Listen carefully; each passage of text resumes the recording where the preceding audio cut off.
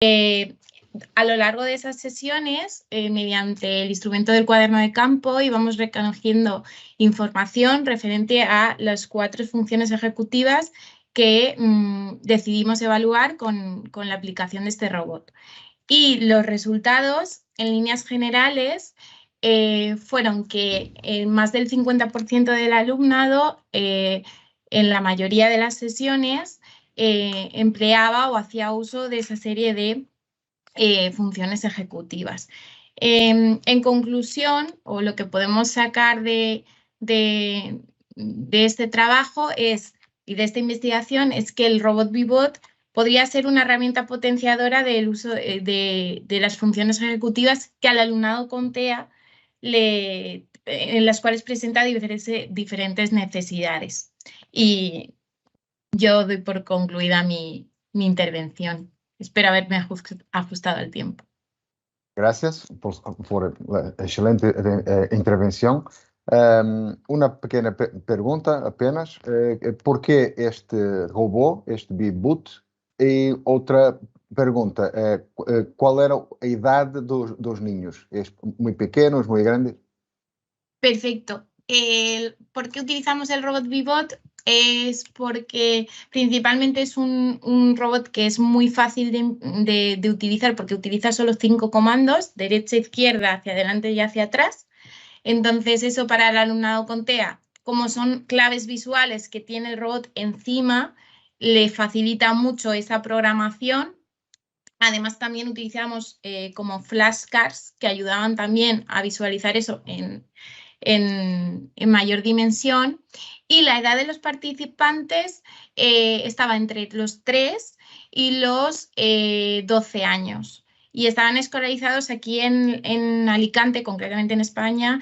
Se hablan de aulas de comunicación y lenguaje, que escolarizan solo alumnado con trastorno espectro autista. Entonces, en esas aulas es el alumnado que engloba, que trabajan con ellos.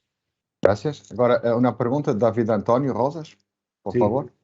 Hola, Elena. Yo he usado el Vivot con niños muy pequeños en Inglaterra y a mí lo que me interesa saber de tu investigación es quién montaba el camino, ¿verdad? Porque hay que montar un camino y el robot va andando. ¿Lo montan los niños o lo montáis vosotros? Lo que son las plantillas, las alfombras de juego, nosotros lo teníamos diseñados. Y entonces nosotros le colocábamos el inicio y la posición inicial que tenía que colocar encima el robot y la meta. Entonces ellos tenían que crear ese recorrido en función de, bueno, pues de las necesidades del reto que se le presentara. Por ejemplo, tiene que hacer una parada en la frutería, y a lo mejor la frutería estaba a 1 cuadrado, porque el robot se desplaza 15 centímetros solo, ¿no? Y entonces el niño tenía que parar y después le decías, bueno, y ahora tiene que ir al campo, y entonces era otro. Y entonces ya nosotros le marcábamos, digamos, a partir del reto que nosotros le proponíamos, el camino que tiene que seguir, pero él era el que programaba. Perfecto. Gracias. De nada. Gracias por la pregunta. Una pregunta más. ¿Más alguien quiere preguntar? ¿No? Gracias, Elena. A ti. El próximo artículo es 3157, Rubric de Evaluate Educational Resource Produced by Teachers After Visual Literacy Training. Catalina Ulicapi Collantes. ¿Está aquí? Buenas tardes. Ok. Hola, buenas tardes. Por favor, puedes comenzar. Muchas gracias. Esta rúbrica se realizó en el marco de una intervención que se hizo para propiciar la alfabetización visual en profesores en formación. El objetivo fue que se evalúe la calidad de los recursos educativos que realizaron los profesores después del curso de alfabetización visual para valorar el nivel de alfabetización que habían alcanzado. Entonces, esta rúbrica se diseñó y se desarrolló específicamente y se validó específicamente para este fin. Se establecieron 8 aspectos en base a las 6 competencias que se deseaba promover en el ámbito de la alfabetización visual. Y se estableció un rango de 0 a 5 puntos para la rúbrica. La validación del contenido se realizó por 3 expertos. Se tomaron en cuenta 5 aspectos para escoger a los jueces. Estos fueron la independencia, la solvencia profesional, la actividad investigadora, el nivel de responsabilidad. Ellos hicieron la validación de la rúbrica, tomando en cuenta los diferentes aspectos dependiendo del área en que cada uno era experto. Los jueces fueron expertos en áreas de... el uno fue experto en área de comunicación y diseño gráfico, el otro fue un experto en el área de educación y de la elaboración de rúbricas, y el tercero fue un juez experto en lingüística. La validación de la rúbrica se hizo en línea y también en presencial. Esto fue antes de la pandemia, y se hicieron todos los aportes de los jueces, se aplicaron inmediatamente, y una vez que se tuvo ya el instrumento final, se utilizó la rúbrica para hacer esta evaluación a los profesores. Posteriormente, lo que se hizo es utilizar la rúbrica. Se escogió otros 2 jueces para utilizar la rúbrica en la valoración de los recursos educativos que realizaron los profesores, pero esto se enuncia en trabajos futuros. Específicamente, el paper que se presenta es cómo se realizó la validación y el desarrollo de la rúbrica. Muchas gracias. Sim, não tens nenhum resultados para poder apresentar sobre essa investigação? Este momento están en publicación los resultados que tienen relación con los datos que obtuvimos con la rúbrica. Okay. E que resultados são esses? Podes falar um pouco sobre eles? Sí, claro. Hicimos una comparación porque también se hizo una valoración paralela del nivel de alfabetización visual en el ámbito más bien teórico. Entonces, sí, en efecto, existe una mejora en el nivel de alfabetización visual, y esta mejora del nivel de alfabetización visual se evidencia en la elaboración de los recursos educativos que realizaron los profesores. Hay aproximadamente un 40% de correlación entre el nivel de alfabetización visual y la calidad del material didáctico que elaboraron los profesores. Gracias. Una pregunta para David Antonio, por favor. ¿Cuántos ítems tiene la rúbrica? No me enteré. La rúbrica tiene ¿Cuántas preguntas, más o menos? Sí, no, es que sí, lo tenía en mente, y en este momento son 8 ítems. 8. Con 5 puntos. Aspectos. Sí, 8 aspectos y cada uno con 5, ¿no? Cada uno tiene 5 puntos, exactamente. Es una escala de 3, es una escala de 3. Es bastante buena, ¿no? Para trabajar, que es ágil, ¿no? ¿Se pasa fácilmente o tarda mucho en pasarla? ¿Es muy difícil pasarla o es sencillo? Los profesores que validaron sí se tomaron tiempo porque eran varios trabajos, y los 8 aspectos pues son como muy específicos del área del diseño gráfico, porque el curso de alfabetización visual está basado en educar sobre los principios del diseño gráfico. Entonces, el vocabulario puede resultar un poco ajeno cuando las personas que evalúan no son expertas en el área. Y hay que tomar en cuenta que también tiene algunos aspectos relacionados con la educación, y como los jueces que valoraron el trabajo de los profesores con la rúbrica eran, por un lado, educadores, y el uno fue educador y el otro fue diseñador, entonces era como para el uno le resultaba familiar, pero otros aspectos no eran tan familiares, pese a que ambos trabajan en el área de educación. La persona que es diseñadora y que evaluó también trabaja en el ámbito de educación, pero sí le puede resultar un poco familiar. Quizá esto sí les tomó tiempo, pero eran aspectos que teníamos que evaluar porque, como les comenté, estaban en función de las competencias que se establecieron. Ok, Cápio, gracias. Temos que Gracias a avançar para o próximo artículo. O próximo artículo é 3860, Educational Resources Learning Strategies in Flipped Classroom Methodology. Carla Torres and Liliana Encisco. ¿Está aquí? Muy buenas, ¿me ven? Sí, Hola. ok. Hola, Liliana. Mi Puedes nombre comenzar. es Liliana, si Carla no está Ok. en este momento, pues la investigación y la propuesta que se entregó en el evento está alineado a la tecnología, el uso de la tecnología y también de la metodología de la clase invertida. ¿Qué se buscó en esta investigación? Es, por un lado, revisar algunas metodologías activas que permitan un aprendizaje significativo en el aula. Fue aplicado para un colegio de bachillerato. Aquí en Ecuador existen niveles educativos, hablamos de primaria y secundaria. El bachillerato son los últimos niveles de la etapa escolar, en la que, analizando las diversas metodologías, se eligió la metodología de la clase invertida. Como ustedes, algunos deben de conocer, es una metodología que permite todo lo que se hacía en la enseñanza tradicional, llevarla del aula a la casa y de la casa al aula. Se invirtió. Eso que nos permitió, analizando en las materias de bachillerato, se escogió una asignatura, que es la asignatura de matemáticas, donde las actividades son netamente prácticas. Sin embargo, requiere de un fundamento teórico que los estudiantes tengan para poder en clases hacer esas actividades, ¿no? Prácticas.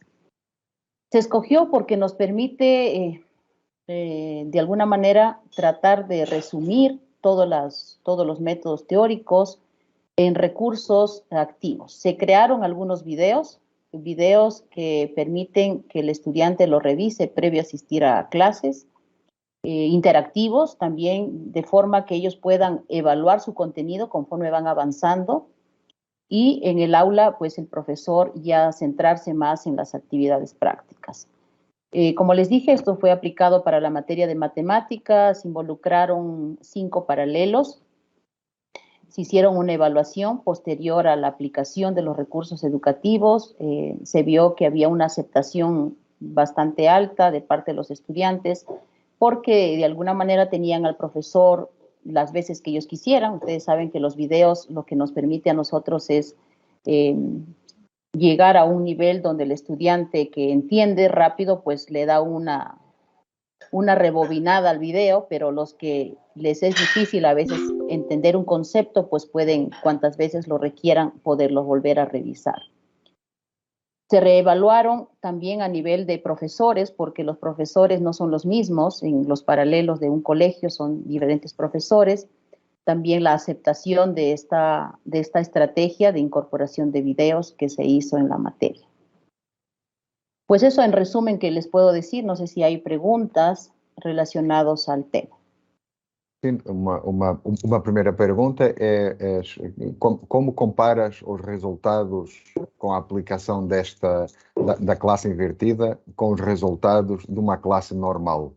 Tu tens tu fizeste essa comparação, na tua investigação utilizaste uma classe de controlo e uma classe de aplicação desta nova metodologia?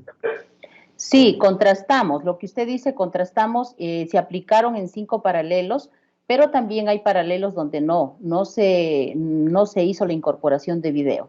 Los videos se implementaron, se los subieron a una plataforma LMS, que son las plataformas normalmente donde los estudiantes pueden revisar.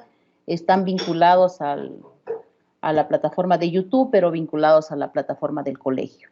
Y revisamos con los profesores que no habían utilizado los recursos, pues se vio en dónde se hizo la evaluación, en más que todo, en primera instancia, en las calificaciones, en el nivel de que los estudiantes tenían. Incluso cuando se evaluaron los ejercicios, se les tomaban exámenes y los estudiantes que respondieron mejor y las calificaciones fueron más altas, eran donde los estudiantes utilizaron videos. No todos, claro, un porcentaje alto estuvo muy bien calificado.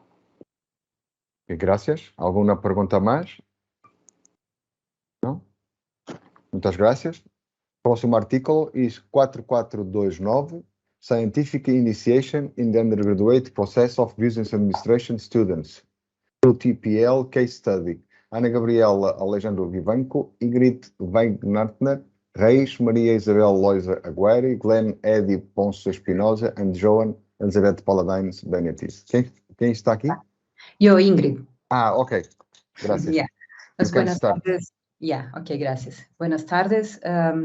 Estoy representando este grupo de profesoras que hemos trabajado en conjunto en el ciclo anterior en el desarrollo de esta investigación, ¿no? Nos hemos propuesto ayudar a los estudiantes que están terminando la carrera de administración de empresas a que desarrollaran durante el ciclo algunas competencias adicionales relacionadas a la investigación. Entonces, la propuesta fue trabajar durante el ciclo con algunas metodologías activas. Utilizamos principalmente el tema del storytelling, ¿no? Pero otras más, para... perdón, estoy en casa, entonces la bulla, perdón. Para ayudar a los estudiantes realmente a que pudieran lograr unas competencias diferentes de solo realizar un trabajo escrito, ¿no es cierto? Y culminamos la experiencia con la realización de un evento de iniciación científica, que es un elemento muy valorado por nosotros en la universidad, para que los estudiantes desarrollen estas competencias, para que no se conviertan apenas profesionales, sino también actuantes, ¿no?, en el ámbito de la investigación y del desarrollo de las competencias en este sentido, ¿no? Perdón. Bueno. Nuestros principales resultados fueron realmente la entrega por parte de los estudiantes de la conclusión de las tesis, ¿no? En este marco que creamos nosotros para el desarrollo de la investigación, de la iniciación científica, y un evento que se ha hecho en nivel nacional, obviamente, ¿no? Porque la universidad está en todo el país, estamos en 84 ciudades del país, entonces hay un gran alcance. Y se ha hecho una especie de competencia entre los estudiantes, ¿no? Donde ellos tenían que presentar o tenían un espacio para presentar a modo de pitch, ¿no? Sus resultados, aunque parciales en este momento, de las tesis, ¿no? Y estos fueron los principales resultados. Ya una vez más, disculpen por la bulla afuera, como estoy en la casa no puedo controlar el ambiente, ¿ya? Un gusto. No problema. ¿Alguna pregunta para Ingrid? É possível tu indicares alguns resultados desse trabalho que tu apresentaste?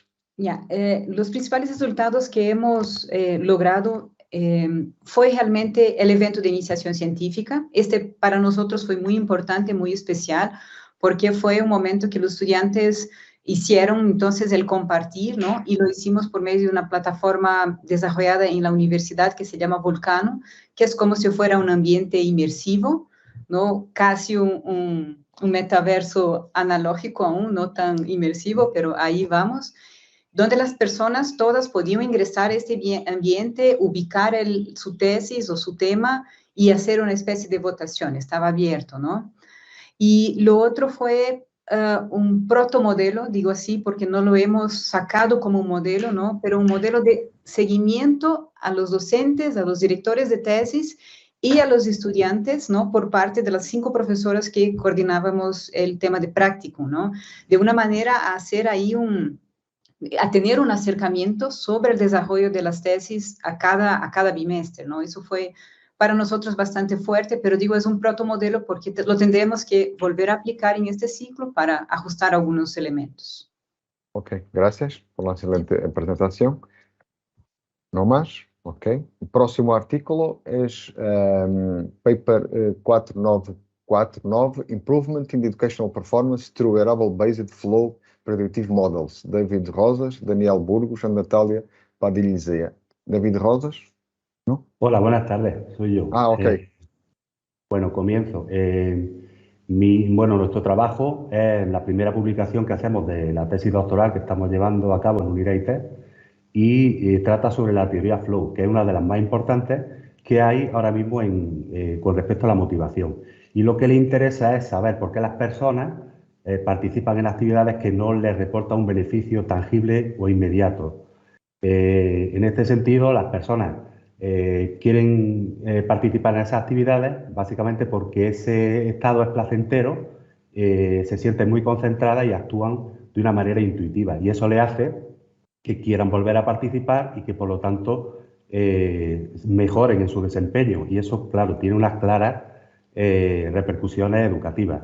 En este trabajo lo que queremos hacer es comprobar si los modelos FKS y EduFlow, que lo que medían es, mediante test psicológicos, psicométricos, vamos, cuánto flow experimentan las personas, queremos saber si esos modelos tienen un correlato fisiológico, y para ello tomamos aulas completas de alumnos y también al profesor, 14 alumnos y el profesor, y les ponemos unas bandas deportivas, no sé si las verán, como esta, y unos relojes que monitorizan el ritmo cardíaco. Y también hemos desarrollado una aplicación para Moodle que vamos monitorizando segundo por segundo lo que ocurre en la clase, como si fuese un diario automatizado.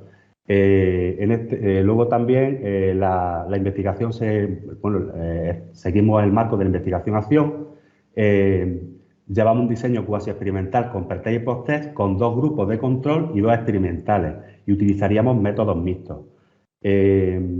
Hemos enviado algunos resultados porque hasta ahora hemos trabajado solo con los grupos de control, y tenemos algo de pre-test y post-test que analizamos sobre el mes de mayo o junio. Ahora mismo tenemos muchas más cosas, pero lo que pudimos enviar hasta ese momento tiene que ver con los rendimientos educativos que encontramos, la valoración de los cursos, cómo se adaptan los niños al estilo de aprendizaje, porque son niños de educación primaria. Luego también la cohesión interna y las correlaciones que hay entre las escalas EduFlow y FKS, las distribuciones que tienen, y también hemos encontrado un modo de personalizar fisiológicamente cuando las personas están, o más probablemente estarán, en el estado de flow, que es el que te permite mejorar los rendimientos. Y con todo ello, toda esa información, queremos alimentar algunos modelos de inteligencia artificial para ayudar al docente a mejorar los rendimientos educativos. Muchas gracias. Gracias. ¿Alguna cuestión? Apenas uma pergunta. Como vais fazer para a proteção dos dados que vais recolher dos niños? Sí, pues primero hemos pasado varios protocolos. El primero tiene que ver con el Comité de Ética de la UNIR. Luego también lo enviamos, los padres nos firmaron un documento que nos permite utilizar esos datos, y también se informó a Fiscalía. Con respecto a cómo se guardan los datos, pues primero los datos están totalmente anonimizados. O sea, nadie sabe, ni yo mismo, quién es quién. Solo sé, bueno, aquí lo vemos, ¿no? Si os fijáis, aquí hay un número, ¿verdad? En la banda deportiva. Ya está, eso es lo único que sé, que siempre al mismo le toca el mismo, pero aparte de eso, nada. Los datos se recogen en papel, en el formulario, y no está nada en la red ni cosas por el estilo, ¿vale? Por ejemplo. Ok, a ideia é muito interessante, mas é preciso ter cuidado com esses problemas legais. Gracias. Próximo paper 5851, Examples of Good Practice in Teacher Training through Erasmus+ Projects. María Goretti y Alonso de Castro. Por favor. Hola, buenas tardes. Aquí en Perú me parece que es buenos días. El artículo que he presentado para este congreso está enmarcado en realidad en lo que es la tesis doctoral, en el trabajo doctoral que estoy desarrollando en la Universidad de Salamanca con Francisco José García Peñalvo, y en el programa doctoral de educación en la sociedad del conocimiento. Entonces, digamos que lo que es el artículo es una parte muy pequeñita de ese trabajo, que tiene que ver con lo que es la formación docente, que hoy en día es fundamental. Bueno, de hecho, en el proceso que hemos vivido de pandemia se ha visto claramente que se necesitaba una mejora sustancial en la parte de la competencia digital, no solamente en esa parte, sino en otros aspectos metodológicos que sin duda han salido a la luz y que son vitales para poder avanzar en lo que es la mejora de los procesos de enseñanza-aprendizaje. Entonces, este artículo se centra básicamente en cómo hacer proyectos en los cuales se trabaje precisamente la formación docente, y todo ello a través de una herramienta muy útil, que es el análisis de proyectos que ya se han hecho y que han sido catalogados como buena práctica o experiencia de éxito. Y para ello, pues, me he basado en una fuente de datos fundamental, que es la base de datos del programa Erasmus+. No sé si lo conoceréis, probablemente los que seáis del entorno europeo más, pero bueno, el programa Erasmus+ no solamente tiene que ver con Europa, sino que también abre lazos, y hay muchos proyectos que están enfocados y que se realizan con todos los demás países. Hay proyectos, de hecho, con Sudamérica, hay proyectos con África, hay proyectos con un montón de países asociados. Entonces, este tipo de proyectos es muy útil para tomar evidencias y tomar ideas de cómo se están desarrollando esas buenas prácticas que han sido consideradas como tales por la Unión Europea y por los países en los cuales se han concedido subvenciones a esos proyectos. Y con el estudio de esos proyectos se observa qué es lo que ha sido un factor de éxito, y lo que queremos con este trabajo es, de alguna manera, sacar indicadores que nos permitan utilizar y mostrar esos indicadores a la comunidad educativa y que sepa cómo desarrollar en sus instituciones proyectos de calidad. Porque sí que es verdad que hace falta muchísima formación docente, pero a veces se generan recursos que realmente no se le saca todo el proceso, todo el provecho que sería deseable. A veces no tienen el impacto que sería necesario. Entonces, precisamente en este artículo lo que se observa es, después, con todos los proyectos que se ha trabajado de esta base de datos, unos muy concretos que han pasado todas las fases porque primero se hizo una selección, luego después se les pasó una encuesta, después se ha hecho unas entrevistas y ha habido grupos focales. Entonces, todos los que han pasado por esas fases, que se ha visto que son proyectos que han sido realmente exitosos, y no solamente fueron exitosos cuando se desarrollaron, sino que además siguen vigentes ahora mismo, se han implantado en sus instituciones. Las principales conclusiones que hemos sacado de lo que llevamos hasta ahora es que algunos de los factores de éxito de esos proyectos son, por una parte, muy importante, la colaboración entre los socios que forman parte de los mismos. Eso es un factor, yo como docente lo veo, que es fundamental. La colaboración entre los docentes hay que fomentarla y conseguir que entre ellos creen vínculos para conseguir intercambiar buenas prácticas, para conseguir intercambiar materiales, para conseguir intercambiar conocimiento. Eso es fundamental, esa es una pieza clave. Otra pieza clave es que los proyectos se diseñen en función de necesidades reales, porque muchas veces, sobre todo en estos proyectos que son subvencionados, lo que pasa es que se piensan en ideas mágicas para que nos den la subvención, y esos proyectos al final se quedan ahí en el cajón y luego después no llegan a ningún puerto. Entonces, para que tengan éxito y para que realmente tengan impacto y para que de verdad perduren en el tiempo, pensar en necesidades reales de los centros educativos que están involucrados, de esos profesores y de esos alumnos, es vital. Entonces, estos proyectos que realmente he ido viendo a lo largo de todas las fases, la clave de éxito ha sido sobre todo esa, que se han basado en una necesidad muy concreta, real, innovadora, que tiene que ver con las necesidades actuales, y que han conseguido implantarla con esos profesores de una forma colaborativa, lo han hecho con ellos y lo han hecho también con los alumnos en el centro.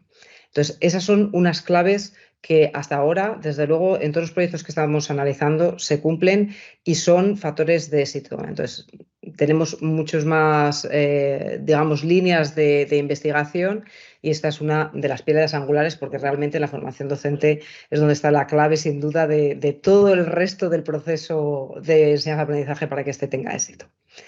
Y ya nada más, las dudas que tengáis y que queráis plantearme. Muchas gracias. ¿Alguna pregunta para Maria Goretti? Apenas uma pequena pergunta. Qual é o principal objetivo que tu queres atingir? É referencial? É conjunto de linhas orientadoras? Qual é o principal objetivo?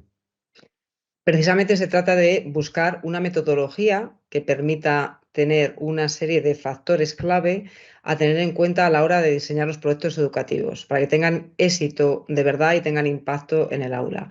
Es igual que lo que hablábamos antes con las herramientas digitales, pueden ser muy útiles, sí, pero si no las utilizas realmente de una forma consciente y para lo que luego después se va a aplicar, no te sirven de nada. Es decir, tener herramientas digitales, si no las utilizas con un objetivo claro, no te sirven, no tienen impacto al final ni en el alumno, ni en el aula, ni en los procesos. Pues se trata de buscar eso, claves que ayuden a diseñar proyectos que realmente puedan ser exitosos y que puedan tener un impacto real en los alumnos y en los profesores, porque ese es el objetivo final de cualquier proyecto educativo que se haga. En concreto, en la investigación nos centramos en los que tienen que ver con e-learning y TIC. Entonces, se ha seleccionado una muestra se seleccionó 1.144 y lo hemos ido filtrando, lógicamente, porque interesaba, pues, sobre todo esos que han sido sostenibles a lo largo del tiempo, que son los que de verdad ves que han tenido un impacto real y que siguen siendo parte del centro, los han metido en sus programaciones didácticas, siguen funcionando y siguen estando en los currículos de los centros educativos y las programaciones docentes. Gracias. Próximo artículo, paper 6595, Analysis of the Study Subject in Science, Technology and Innovation. Hilda Angélica del Carpio Ramos. Por favor. Hola, ¿me escuchan? Hola. Sí, Hola. sí. Buenos días a todos. Un saludo especial a los organizadores de este evento desde Lambayeque, Perú. El artículo titulado Análisis del objeto de estudio de la ciencia, tecnología e innovación nace del trabajo de investigación, modelo de articulación de la CTI en las universidades locales con los agentes económicos y sociales. Se encontró que no en los antecedentes, que mejor dicho, no se encontró modelos de articulación, solo modelos de transferencia tecnológica, modelos de innovación. Se pudo determinar además que la CTI se utiliza para referirse a los esfuerzos técnicos y económicos para transferir tecnología, convertirla en innovación y comercializarla para atender de mejor manera las necesidades del mercado en busca del desarrollo económico y social. Es decir, CTI es enfocada en sus procesos finales que involucran los más altos niveles de la madurez tecnológica, sin hacer énfasis a los procesos básicos, que en buena cuenta es el marco de desarrollo en las universidades locales. A pesar de que la ciencia y la tecnología tienen 152 años de presencia en la literatura científica, en tanto que la transferencia tecnológica como tal unos 100 años, y la innovación aproximadamente 60 años, ¿no? Entonces se le está dando más énfasis a la parte final de este circuito de ciencia y tecnología. Se llegó a la conclusión que esto sucede porque no se cuenta con una definición consensuada de CTI. Por ello, el aporte de la investigación, el primer aporte, justamente consistió en ofrecer a consideración de la comunidad científica y tecnológica este concepto. El objeto de estudio de la ciencia, tecnología e innovación es el desarrollo tecnológico. Es un sistema de intereses comunes conformados por actores que gestionan, articulan y realizan actividades para producir tecnología, convertirla en innovación, protegerla, producirla y comercializarla en mercados nacionales e internacionales. Se vale de 5 fases y no de 2, ¿no? Las 5 fases serían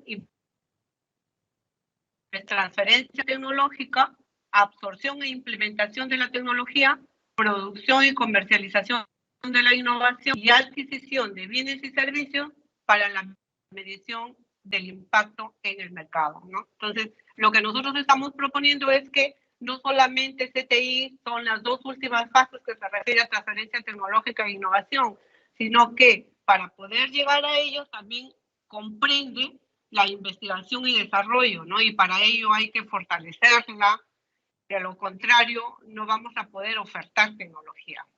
Eso es todo, muchas gracias, estoy a su disposición. Muchas gracias por la presentación. ¿Alguna pregunta para a Hilda?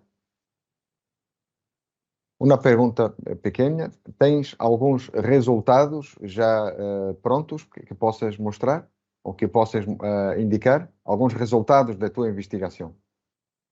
Sí, justamente la investigación prácticamente tiene 3 fases, ¿no? La primera es demostrar que ciencia, tecnología e innovación se utiliza como sinónimo de transferencia tecnológica porque eso es lo que genera realmente la innovación y el desarrollo, consecuentemente. Sin embargo, para poder nosotros ofertar tecnología, tenemos que haber pasado por un proceso mayor que es la investigación y desarrollo. Entonces, si CTI se refiere o se está considerando como las dos últimas fases, estamos dejando de lado un fortalecimiento de capacidades, sobre todo en las universidades locales, que es el desarrollo propio de las investigaciones, es decir, del nivel científico específicamente. Yo, por ejemplo, estoy escuchando en esta jornada que ya están en el nivel tecnológico, porque han pasado del nivel científico y están, mejor dicho, generando productos tecnológicos para poder desarrollar en el campo de la educación, en el campo de la salud. Pero en las universidades locales, ¿no? La CTI, si se entiende como esos dos últimos procesos, la inversión, el fortalecimiento, no va a llegar a la parte básica que es el desarrollo de la ciencia y tecnología en sí. Gracias. Próximo paper 7252, a Teacher Educational Model for Digital Era, Linking Educational Innovation and Research. Célia Paola Sarangulapo. Está aqui? Ou João Jomena? Célia? Gracias. Puedes comenzar, por favor.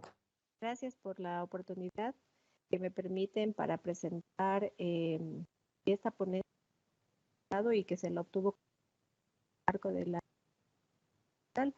que es precisamente sobre un modelo de formación en la era digital que vincula la innovación y la investigación. ¿Por qué lo llamamos así? Precisamente lo que hizo fue un estudio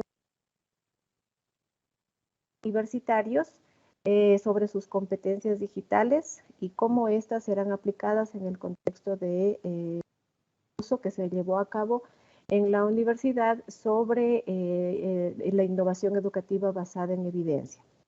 Para esto se siguió la metodología explicativa secuencial propuesta por Creswell, en donde la primera fase fue cuantitativa, ¿sí? Se recolectaron los datos, se analizaron los datos, posteriormente la fase 2 fue una fase cualitativa. De la misma manera, esta se aplicó a 15 docentes que participaron de este curso y que fueron parte de la fase cuantitativa. Asimismo, se recolectaron los datos, se analizaron esos datos cualitativos que ayudaron a explicar los resultados de la fase cuantitativa.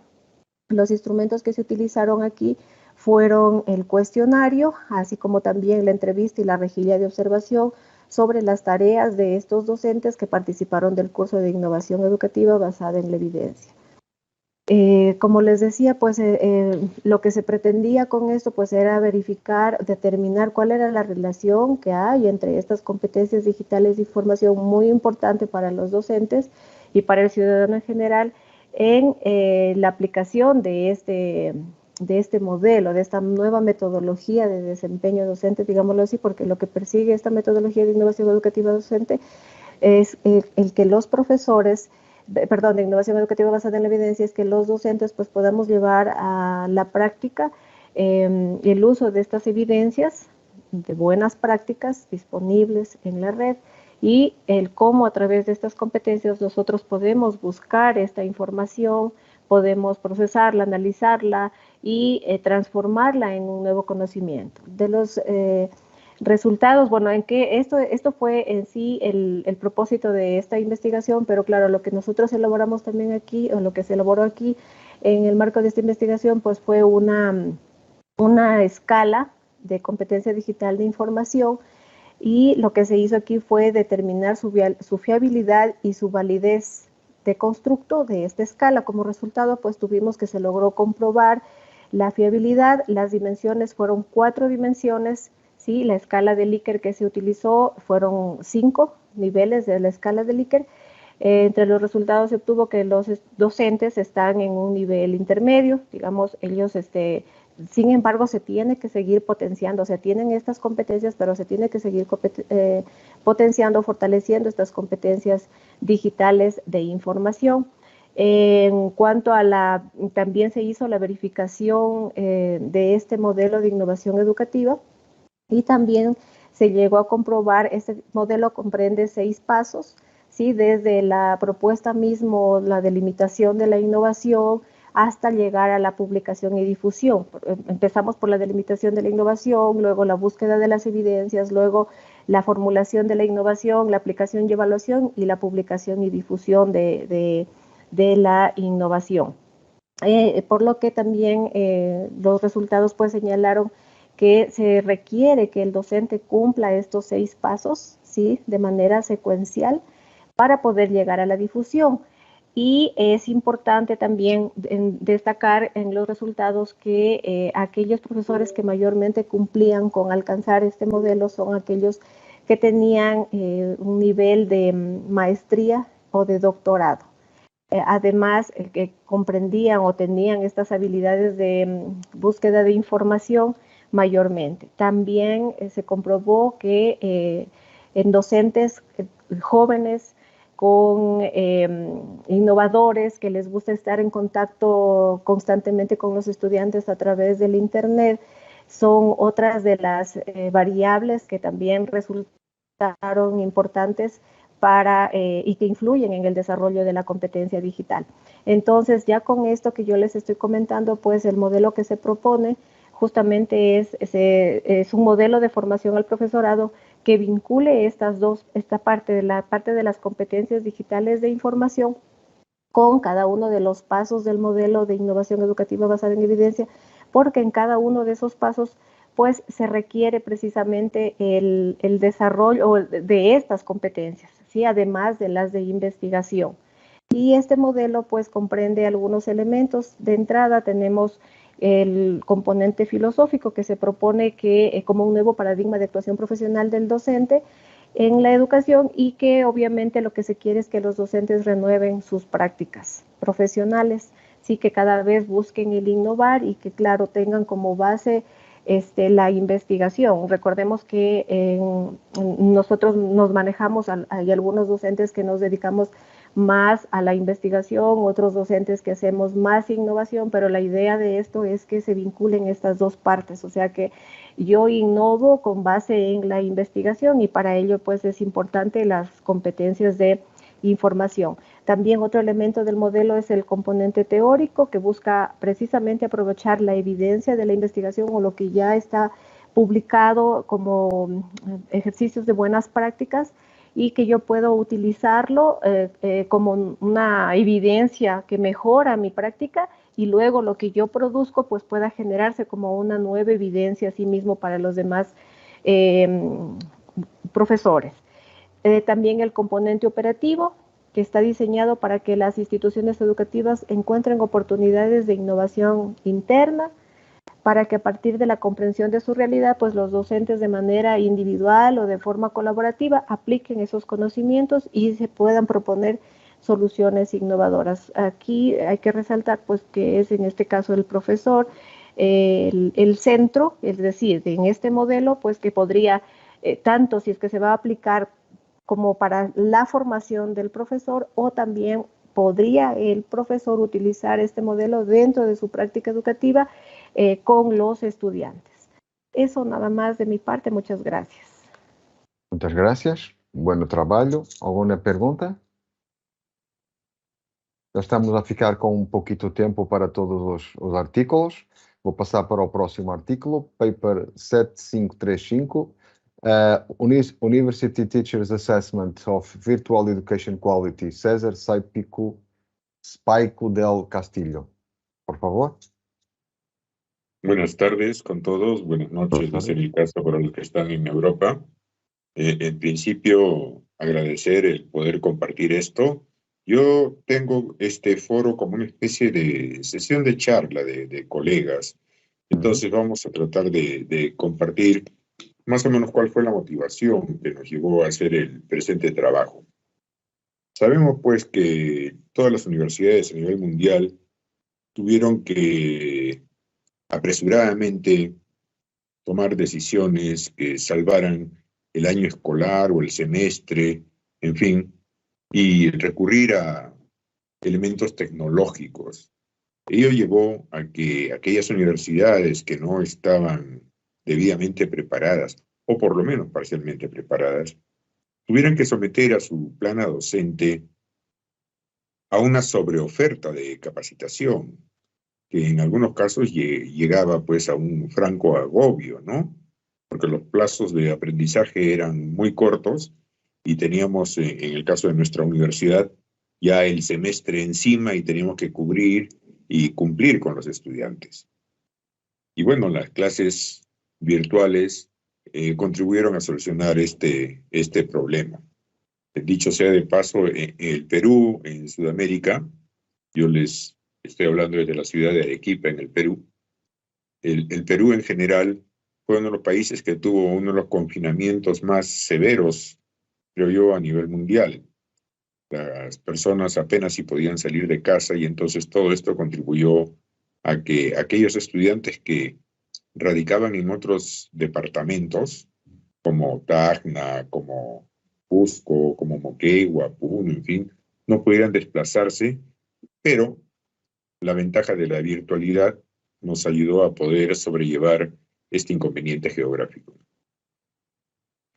Así pues, los docentes tuvieron que capacitarse o reactualizarse en plataformas como el Teams, como el Zoom, como el Blackboard y algunas otras que contribuían a poder sacar adelante las clases.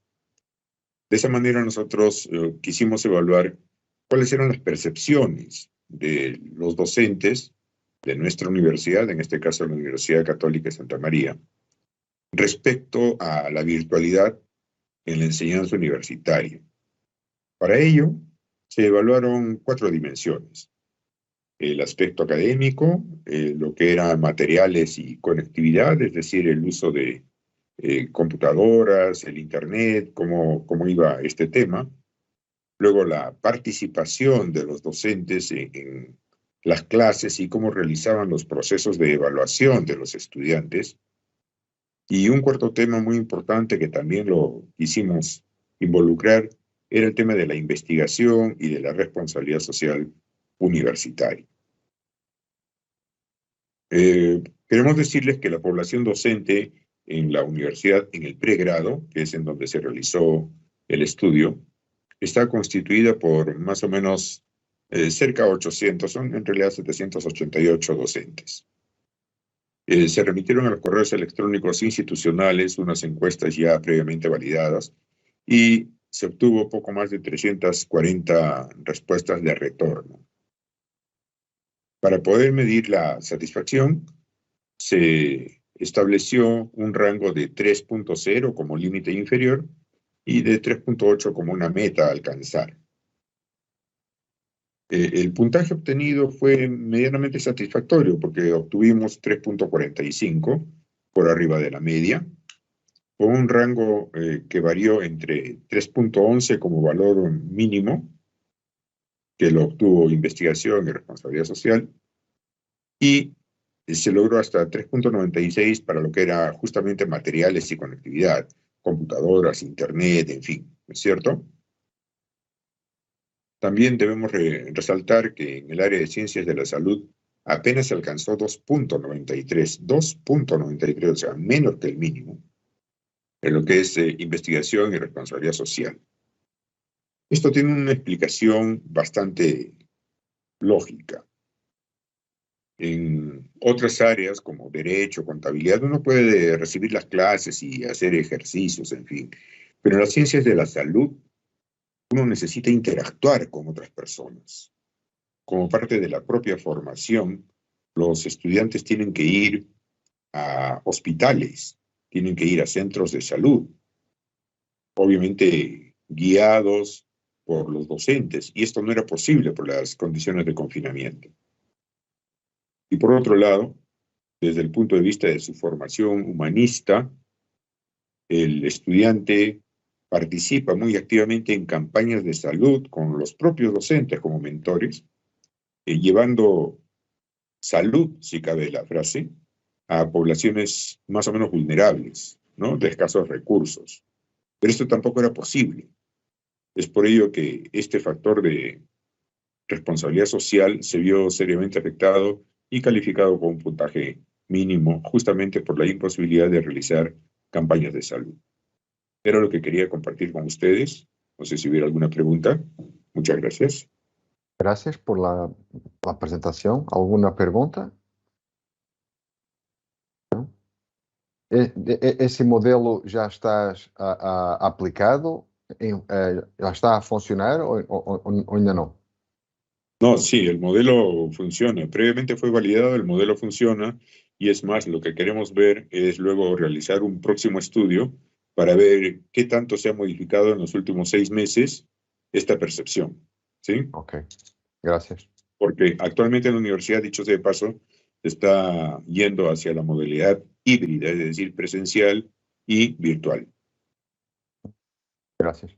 ¿Y qué resultados tú tiveste en esta primera experiencia?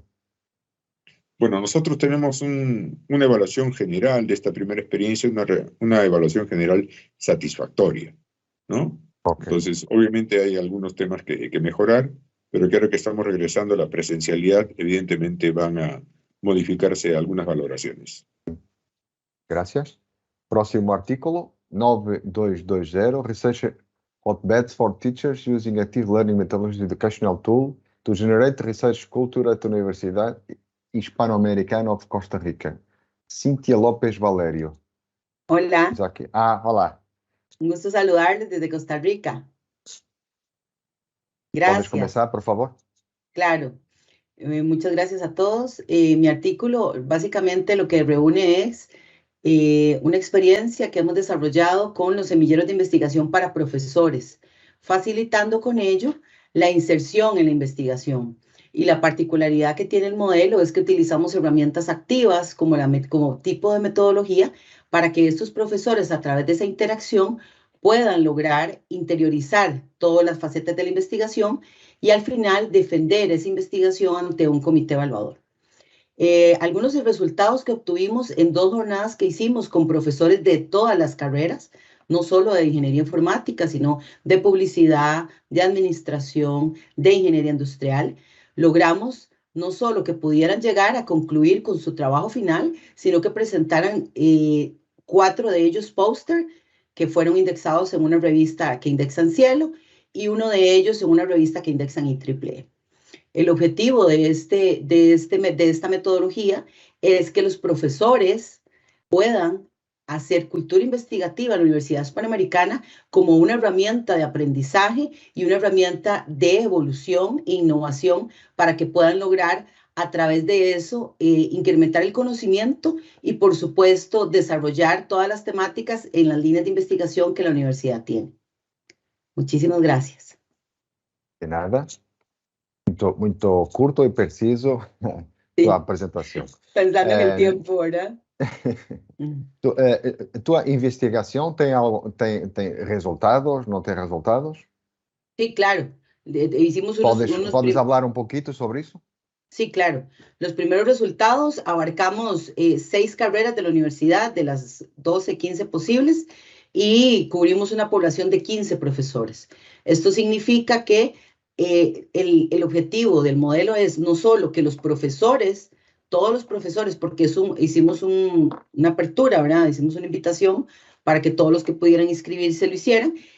Lo más importante es que ya tenemos una tercera edición donde ya se inscribieron todos los profesores de la Facultad de Administración de Empresas, ¿verdad? Que ahí tenemos contabilidad, administración de empresas, finanzas, banca.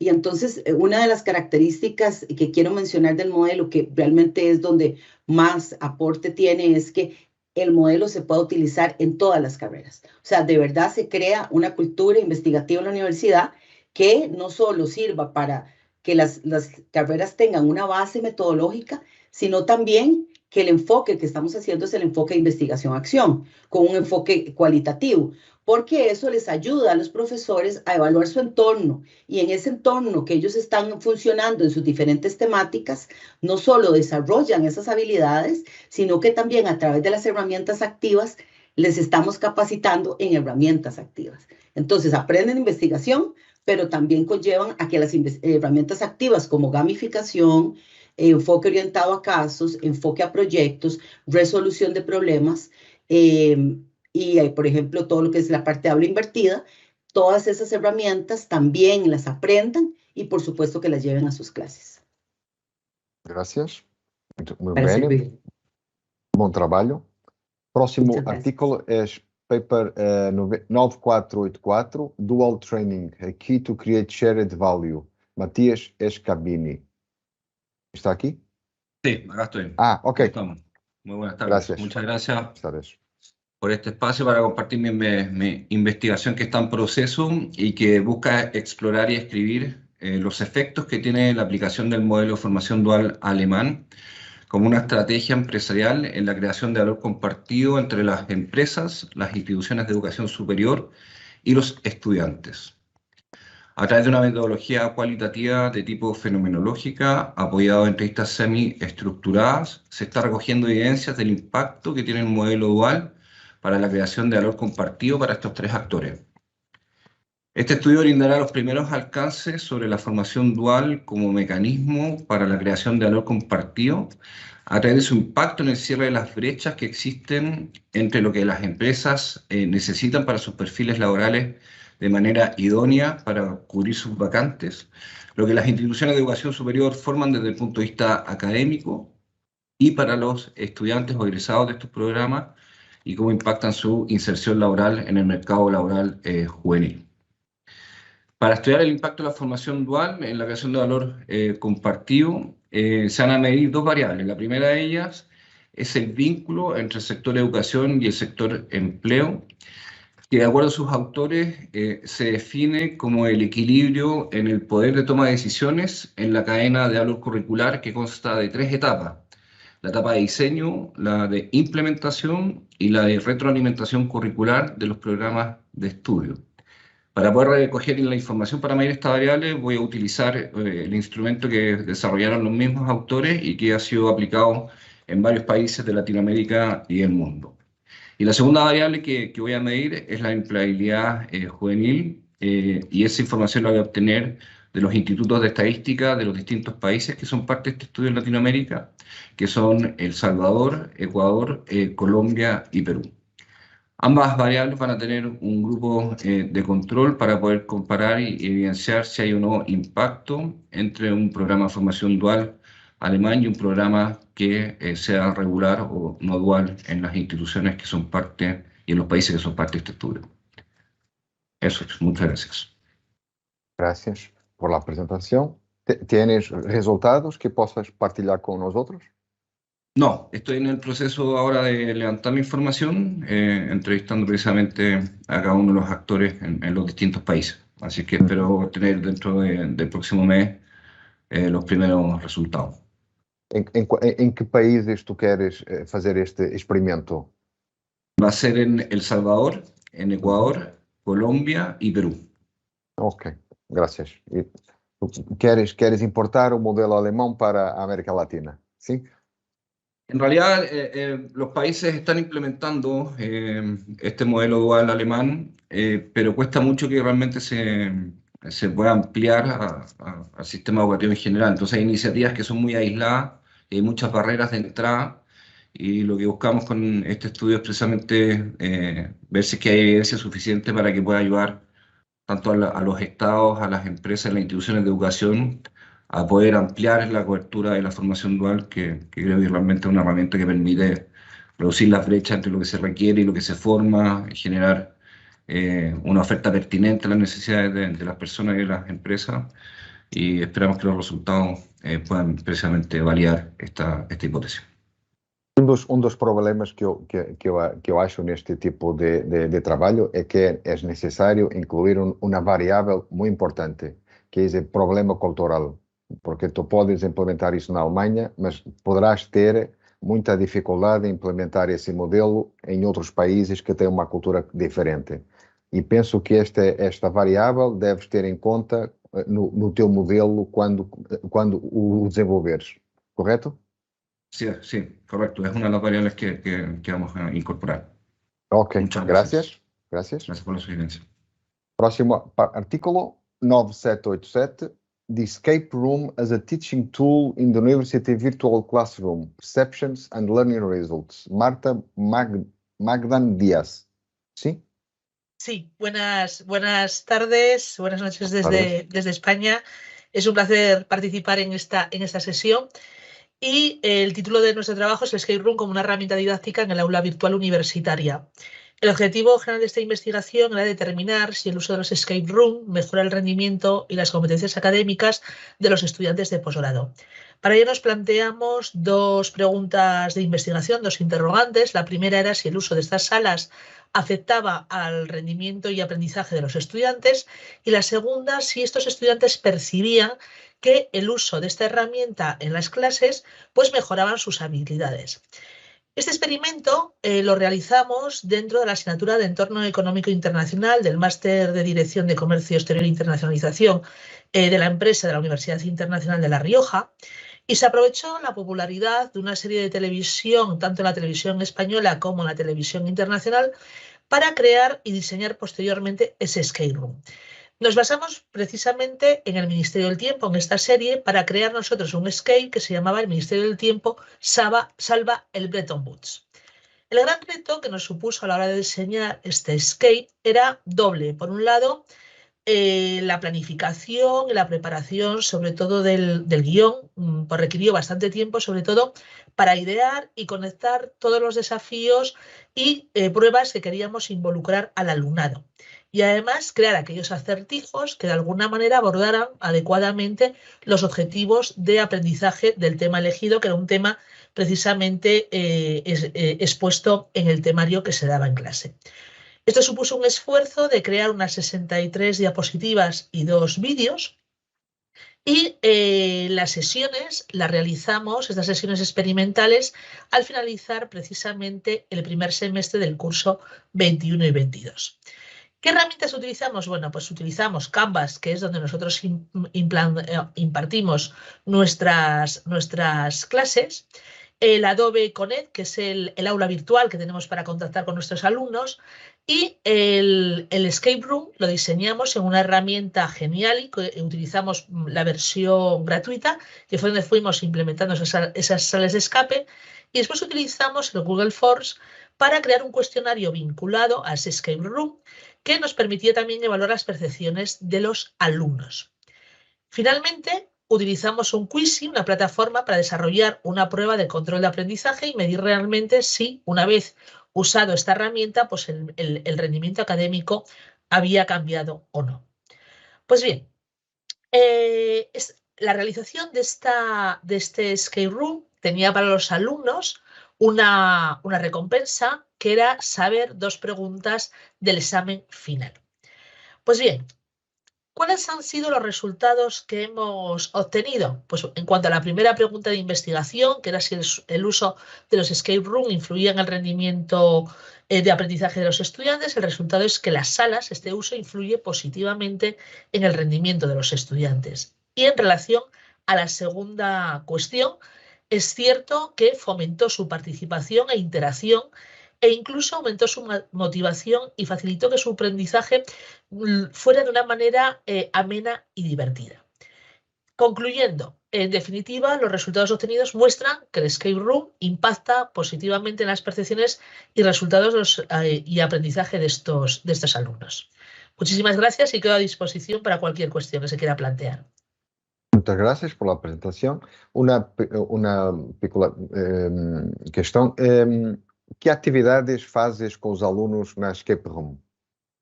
Bueno, pues hay de todo. Hay desde pequeños quizzes a pequeños acertijos. Es decir, en esas diapositivas se iban introduciendo cuestiones que ellos tenían que resolver. Incluso algunas de ellas eran buscar incluso información por internet, resolver distintas pistas que si no eran resueltas se quedaban atascados y no podían seguir. No todos los alumnos terminaban, obviamente, el skate room. Eso les significó el tener que trabajar muchísima materia adicional aparte de lo que se había explicado en clase y profundizar mucho más, claro, en el tema elegido, claro. Muchas gracias. Nada. ¿Alguna pregunta más? ¿No? Vamos para el último artículo, paper 9850, The Future Teacher Facing Challenge of Teaching, Nuria Antón. Sí, Okay. Hola. ¿Se me oye? ¿Es aquí? Ah, sí, okay. Hola. Sí. Sí, vale. Sí. Hola, buenas tardes. Bueno, casi noches aquí en España. Soy Nuria Antón, soy profesora de la Universidad de Alicante, en España, como he comentado. Y la comunicación que voy a presentar es el futuro docente ante el desafío de enseñar. Bueno, pues esta investigación surge un poco pues, por querer mejorar, ¿no?, tu labor como docente y, bueno, como profesora de las asignaturas del grado de maestros de educación infantil y ante la necesidad de lograr una mejora de la enseñanza, porque queremos, al fin y al cabo, la calidad de la enseñanza en las aulas, pues intentamos detectar esas necesidades, como decía la compañera, creo que se llamaba María Goretti, esa necesidad real, ¿no?, del centro, más en concreto en las aulas, en nuestros alumnos. Bien, pues un poco aquí, más que la necesidad, he intentado buscar esa carencia que quizás tenían pues para mejorar la labor docente, ¿no? Entonces me cuestionaba si los alumnos y los futuros maestros tenían esa capacidad de enseñar. De este modo les apliqué el cuestionario autoevaluativo del malestar docente de Camacho y Padrón 2006 para identificar las percepciones, las sensaciones y las carencias que consideraban que tenían sobre sí mismos. El estudio se aborda desde un enfoque cuantitativo, no experimental, con diseño descriptivo, utilizando para ello la técnica de encuesta. Se aplicó a una muestra de 55 alumnos y recibimos unos resultados bastante notables en la gran mayoría de los aspectos referidos a la docencia, como por ejemplo podía ser el trabajo en equipo, aplicar diferentes métodos de enseñanza, educar en la diversidad, etc. En cambio, señalaban que no sabían cómo podrían actuar si se encontraban a un alumno con una conducta disruptiva, tomar decisiones ante un acto así que saliera de lo normal, ¿no?, de dar clase en el aula, controlar el estrés que provocaba la profesión en sí o afrontar el escaso apoyo que tiene un docente, entre otros muchos, ¿no? Y sin duda lo que más señalaron la gran mayoría de alumnos fue la necesidad de tener más prácticas durante el grado, porque consideraban que la teoría pues distaba mucho de lo que iban a encontrar en el aula día a día. Y además también apuntaron de que las prácticas no se referían a las prácticas enlazadas al temario que vamos viendo, ¿no?, a la parte teórica, sino que señalaban más las prácticas dentro de aula y estas no se dan hasta tercer curso del grado. Por tanto, ahí ya se ha planteado un poco otra línea de investigación, ¿no?, de profundizar un poquito más en la necesidad de los alumnos, que a lo mejor quizás es interesante avanzar esas prácticas, ¿no?, ese practicum que llamamos nosotros aquí. Y bueno, esto es un poquito la síntesis de esta investigación. Gracias. Gracias por la presentación. ¿Alguna pregunta para la colega Nuria? ¿No? Temos algum tempo ainda, me podes falar um pouquinho da experiência que tu tens em aplicar este tipo de novas metodologias? ¿De nuevas metodologías? Sim. Bueno, porque o teu trabalho é basicamente aplicar novas metodologias de educação, sim? Bueno, mi trabajo es impartir asignaturas del grado de maestros. Sí que es verdad que intentamos enseñarle todas esas metodologías activas, ¿no?, y sobre todo recursos digitales que tengan a mano programas para poder luego llevar a la práctica, llevar al centro educativo con los niños. Pero en sí mi asignatura no consiste en enseñarle en concreto esas metodologías, pero sí que intentamos, pues a través del trabajo colaborativo, cooperativo, luego también talleres que hacemos pero claro, es todo al final teoría. Realmente lo que deben aprender ellos es cómo gestionar el día a día en un aula. Entonces, bueno, la necesidad de esto es cómo afrontar esa parte teórica, ver esa aplicabilidad luego en el aula. Ok, gracias. ¿Una pregunta? ¿No? Gracias a todos por participar en esta sesión. Desejo una buena conferencia por todos aquellos que quieren asistir a otras sesiones. Bye, bye. Hasta luego, gracias. Gracias, hasta luego. Muchas gracias, que estén muy bien. Bye. Gracias. Bueno, muchas gracias a todos por participar. Gracias, Fernando, por la moderación. Ha estado muy interesante. Gracias.